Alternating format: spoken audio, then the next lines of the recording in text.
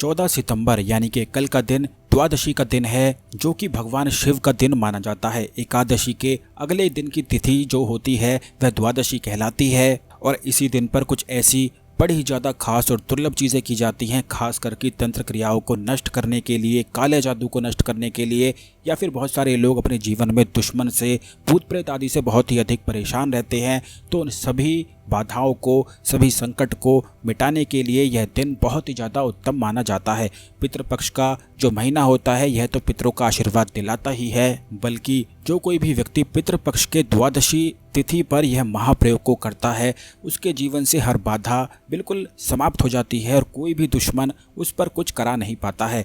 दुश्मन का हर वार बिल्कुल बेकार हो जाता है, नष्ट हो जाता है और दुश्मन अगर कुछ कराने की कोशिश भी करता है तो बिल्कुल भी अपने इरादों में कामयाब नहीं हो पाता है। काफ़ी लोग हमसे इस बारे में पूछते हैं कि उनके जीवन में दुश्मन उन्हें बहुत ही ज़्यादा अधिक परेशान करते हैं, बात बात पर टोकते हैं, मुश्किल खड़ी करते हैं या फिर अक्सर ही उन पर कुछ ना कुछ कराते ही रहते हैं, जिसके कारण उन्हें परेशानी का, समस्याओं का सामना करना पड़ता है। तो द्वादशी के दिन आप इस महाप्रयोग को जरूर कर लें, क्योंकि यह खास करके पितृपक्ष की द्वादशी के दिन ही किया जाता है। इसकी विधि को आपको सही से समझना बहुत ही ज़्यादा जरूरी है, तभी आप इस प्रयोग के लाभ उठा पाएंगे। इस प्रयोग को तब भी आप कर सकते हैं कि अगर कोई तांत्रिक आप पर कुछ कराता है, क्योंकि काफ़ी लोग हमसे इस बारे में भी पूछते हैं कि तांत्रिक उन पर कुछ ना कुछ करा देता है, जिसकी वजह से उनकी बुद्धि भ्रष्ट हो जाती है, दिमाग में टेंशन बहुत अधिक घूमने लगती है, मन में विचलित बहुत अधिक होने लगता है, किसी भी कार्य में मन नहीं लगता है और रात को सही से नींद भी नहीं आती है। तंत्र क्रिया के बारे में और भी अधिक विस्तार से हम आने वाले वीडियोस में आपको बताएंगे कि किस प्रकार यह संकेत देती हैं और किस प्रकार इनको पूरी तरह से मिटा दिया जाता है। लेकिन अगर आप ऐसी समस्या से परेशान हैं कि आपके घर में कोई है और आपको रात को नींद नहीं आती है, या घर के परिवार में किसी के साथ ऐसी समस्याएं होती हैं कि रात को सोते सोते झटके लगते हैं, जैसे किसी ने करंट सा लगा दिया हो, तो आप समझ जाएं कि तंत्र क्रिया का यह परिणाम है। तो आपको केवल इतना करना है कि इस महाप्रयोग को कर लेना है। यह प्रयोग आप तब भी कर सकते हैं अगर आपके जीवन में नौकरी या व्यवसाय से जुड़ी हुई समस्या है, खास करके जो ऐसे संकट हैं जो आपके हाथ में नहीं हैं, उनके लिए यह प्रयोग बिल्कुल रामबाण है। इसकी विधि को आप समझ लें। इस प्रयोग को करने के लिए आपको केवल इतना करना है कि 108 धतूरे के फल तोड़ लेने हैं। यह बड़ी आसानी से मिल जाता है, क्योंकि धतूरे का जो पौधा होता है वह अपने आप ही उगने वाला पौधा होता है। धतूरे के पत्ते भी आपको 108 तोड़ लेने हैं। धतूरे के फल और पत्ते टोटल मिला के 108 अलग अलग आपको तोड़ लेने हैं और 108 ही बेलपत्र भी तोड़ने हैं।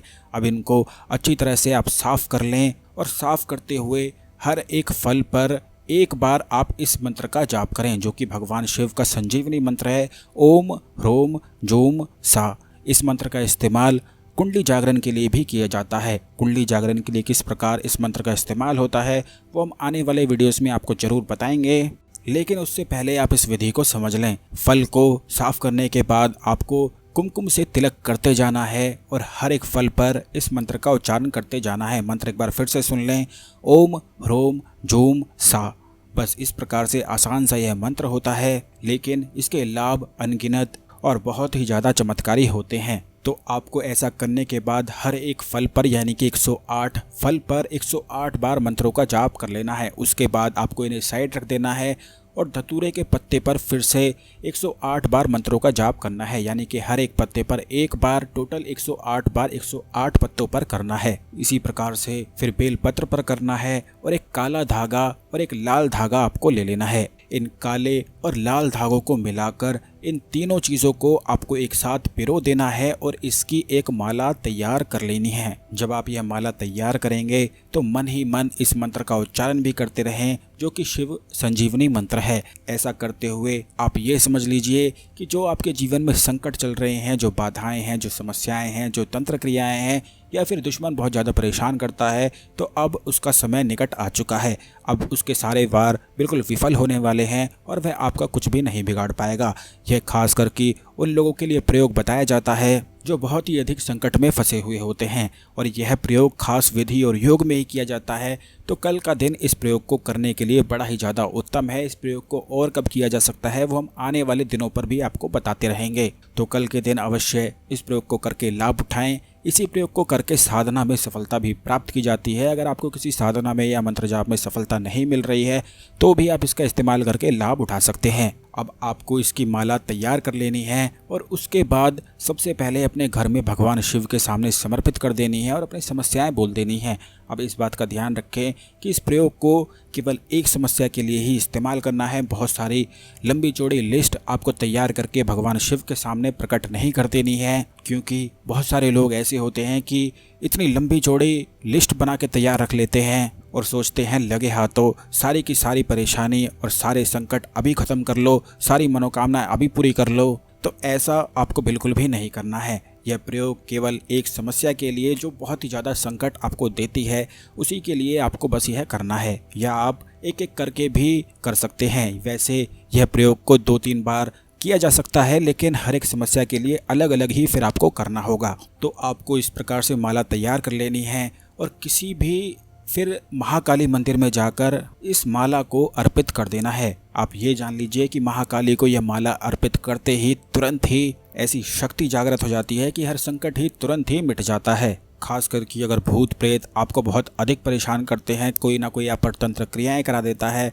जब भी किसी व्यक्ति पर भूत प्रेत या तंत्र क्रियाएं होती हैं तो उस व्यक्ति को रात को सोते समय ऐसा लगता है कि एकदम से ही आंखें खुल जाती हैं, जैसे किसी ने करंट सा ही लगा दिया हो, और एकदम से ही मन इतना ज़्यादा विचलित होने लगता है, दुख को पकड़ने लगता है, रोने का मन करने लगता है, बिल्कुल ही भूख सी मिट जाती है, हर किसी से चिड़चिड़ा स्वभाव हो जाता है और हर कोई ऐसा लगता है जैसे पता नहीं क्या कहर सा ही टूट पड़ा हो। तो यह संकेत दर्शाता है कि तंत्र क्रिया या भूत प्रेत आपके आसपास ही हो गए हैं। लेकिन आपको भूत प्रेत से बिल्कुल भी घबराने की जरूरत नहीं है। आपको केवल भगवान शिव के इस महाप्रयोग को कर लेना है, भगवान शिव को नमस्कार करना है, महाकाली को नमस्कार करना है। तंत्र क्रियाएं किस प्रकार संकेत देती हैं, कैसे आप इन्हें पकड़ सकते हैं, कि कब हुआ है, कैसे हुआ है, ये भी हम आपको आने वाले वीडियो में ज़रूर ही बताएंगे। बहुत सारे लोग इस बारे में नहीं जानते हैं कि तंत्र क्रिया या फिर कोई ना कोई अगर आप पर कुछ कराता है तो वह इतना शक्तिशाली रूप से कार्य करता है कि अगर आप किसी पर पत्थर फेंकेंगे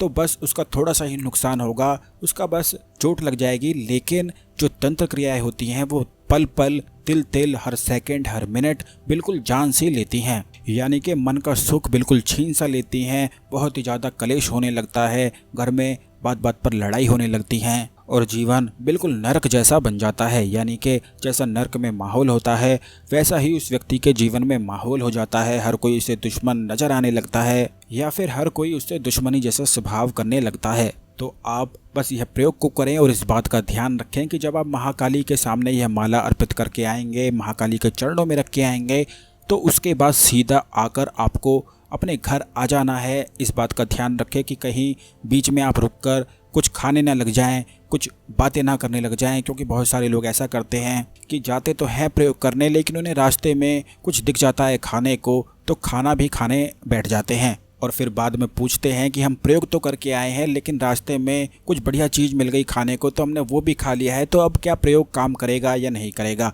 तो आप ऐसी गलती बिल्कुल भी ना करें। जब आप प्रयोग करते हैं तो केवल प्रयोग करें, बाकी कामों को आप बाद में कर लें। और इस बात का भी ध्यान रखें कि कोई रास्ते में अगर आपको मिलता है तो आप बिल्कुल भी बात ना करें, चुपचाप केवल अपने घर आ जाएं। इस प्रयोग को केवल सुबह ही करना है या सूरज ढलने से पहले भी आप इस प्रयोग को कर सकते हैं, यानी कि शाम के समय तक इस प्रयोग को किया जा सकता है, लेकिन सूरज ढलने के बाद बिल्कुल भी इस प्रयोग को नहीं करना है। और जब आप अपने घर आ जाएंगे तो ज़रूर नहा लें, और अगर आप नहा नहीं सकते हैं तो अपने मुँह हाथ ज़रूर धो लें और एक घी का दीपक भी भगवान शिव के सामने जरूर जला दें, देवी माता के सामने जला दें, जिससे देवी माता की और भगवान शिव की खास और विशेष कृपाएं प्राप्त हो सकें। और फिर से प्रार्थना कर लें कि हे भगवान शिव, हे माता महाकाली, हमारी रक्षा करो और हर संकट से हमें बचा लो। बस इस तरह से घी का दीपक जलाने के बाद आपका प्रयोग अब संपन्न हो चुका है। अब आप दूसरे कोई भी कार्य फिर कर सकते हैं। इसी के साथ द्वादशी के दिन अपने घर पर स्वास्तिक को बिल्कुल भी बदलना ना भूलें, स्वास्तिक को चार्ज कर लें,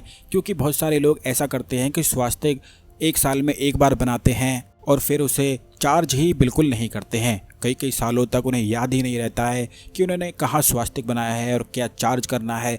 तो द्वादशी के दिन आप इन सभी स्वास्तिकों को चार्ज कर लिया करें, क्योंकि द्वादशी के दिन स्वास्तिक को ऐसे चार्ज कर लेने के बाद कोई भी नेगेटिव एनर्जी या तंत्र क्रिया घर पर फिर नहीं होती है। और अगर कोई कुछ कराने की कोशिश भी करता है तो उसके जो वार होते हैं, यानी कि कोई भी तंत्र क्रिया कोई करता है, कोई भूत प्रेत को छोड़ता है, तो उसके बिल्कुल ऐसे ही रह जाते हैं, आप तक नहीं पहुंच पाते हैं। स्वास्तिक की जो ऊर्जाएं होती हैं आप तक उन चीज़ों को पहुंचने ही नहीं देती हैं।